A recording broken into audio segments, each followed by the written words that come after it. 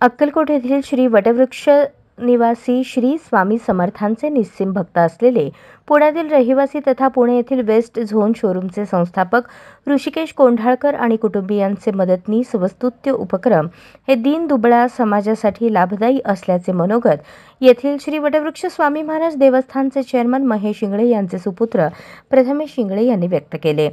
महेश इंगळे यांच्या मार्गदर्शनाखाली कोंढाळकर कुटुंबियांकडून येथील निवासी मूकबधिर शाळेतील 40 मुलांना नवीन कपड्यांची दिवाळी भेट देण्यात आली। त्याच्या वाटपावेळेस प्रथमेश इंगळे यांच्या हस्ते करण्यात आले। यावेळी प्रथमेश इंगळे बोलत होते।